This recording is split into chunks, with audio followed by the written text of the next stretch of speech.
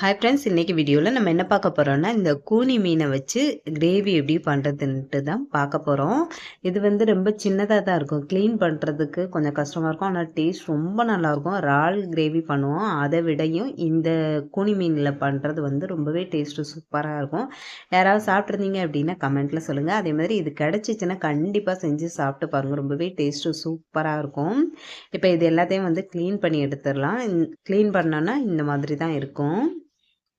இப்போ வந்து எல்லாம் க்ளீன் பண்ணிட்டு காட்டுறேன். இப்போ இறால் எல்லாமே க்ளீன் பண்ணி எடுத்தாச்சு, நல்லா கழுவி எடுத்து வச்சுருக்கேன். அதுக்கு தேவையான வெங்காயம் தக்காளி எல்லாமே கட் பண்ணி வச்சுருக்கேன். இப்போ எப்படி பண்ணுறதுன்னு பார்த்துடலாம். இதில் வந்து அந்த கிரேவிக்கு கொஞ்சம் எண்ணெய் வந்து ஜாஸ்தி சேர்த்துக்கலாம். இது வந்து தொக்கு மாதிரி தான் ரெடி பண்ண போகிறேன். எண்ணெய் வந்து நல்லா சூடானது ஒரு 3 பெரிய சைஸ் வெங்காயத்தை வந்து நல்லா பொடிசாக கட் பண்ணிட்டு சேர்த்துக்கலாம். இந்த வெங்காயம் வந்து சீக்கிரம் வதங்குறதுக்காக இந்த தொக்குக்கு தேவையான உப்பு வந்து இப்போவே சேர்த்துக்கிறேன். சேர்த்துட்டு நல்லா வதக்கி விட்டுலாம். வெங்காயம் வந்து லைட்டாக கலர் மாறணும், அந்த அளவுக்கு வந்து நல்லா வதக்கிக்கணும். அப்போ தான் வந்து டேஸ்ட் நல்லாயிருக்கும். அந்த வெங்காயத்தோட பச்சை ஸ்மெல்லு வராமல் இருக்கும், டேஸ்ட்டும் நல்லாயிருக்கும். வெங்காயம் வந்து இந்த அளவுக்கு நல்லா வதங்கினதுக்கப்புறம் 2 மீடியம் சைஸ் தக்காளி வந்து நல்லா பொடிசாக கட் பண்ணிவிட்டு இதில் வந்து சேர்த்துக்கோங்க. தக்காளியை வந்து அந்த கரண்டி வச்சு நல்லா மசிச்சு விடுங்க. வெங்காயம் தக்காளி வந்து நல்லா தொக்கு மாதிரி வர்றதுக்காக நல்லா மசிஞ்சு வரணும், அப்போ தான் டேஸ்ட்டே நல்லாயிருக்கும். இது கூடவே ஒரு கொத்து கருவேப்பிலை சேர்த்துட்டு 1 ஸ்பூன் இஞ்சி பூண்டு பேஸ்ட்டும் சேர்த்து நல்லா பச்சை ஸ்மெல் போக நல்லா வதக்கி விட்டுறலாம். இது கூடவே 1/2 ஸ்பூன் அளவு சில்லி ஃப்ளேக்ஸ் சேர்த்துக்கிறேன். உங்ககிட்ட மிளகாய் தூள் இருந்துச்சு அப்படின்னா கூட சேர்த்துக்கோங்க. சேர்த்துட்டு நல்லா கலந்து விட்டுறலாம்.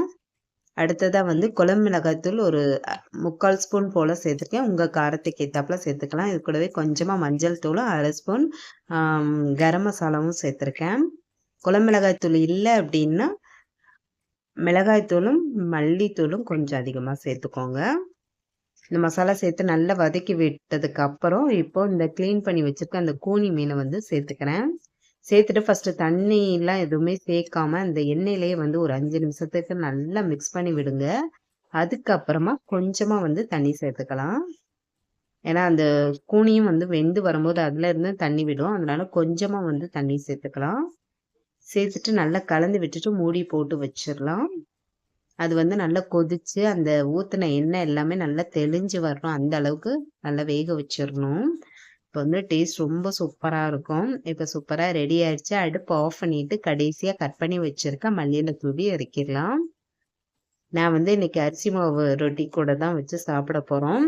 ஏற்கனவே இந்த ரொட்டி வீடியோ வந்து நம்ம சேனலில் இருக்குது, லிங்க் கொடுத்தேன், தேவைப்பட்டுச்சுன்னா செக் பண்ணி பாருங்கள். ரொம்பவே டேஸ்ட்டு சூப்பராக இருக்கும். கண்டிப்பாக நீங்களும் செஞ்சு சாப்பிட்டு பார்த்துட்டு எப்படி இருக்குன்னு கமெண்ட்டில் மறக்காமல் சொல்லுங்கள். இந்த வீடியோ பிடிச்சிருந்தா லைக் பண்ணிக்கோங்க. இதுவரை நம்ம சேனலை சப்ஸ்கிரைப் பண்ணாமல் பார்த்துட்டு இருந்தீங்கன்னா மறக்காமல் சப்ஸ்கிரைப் பண்ணி சப்போர்ட் பண்ணுங்கள். Bye friends.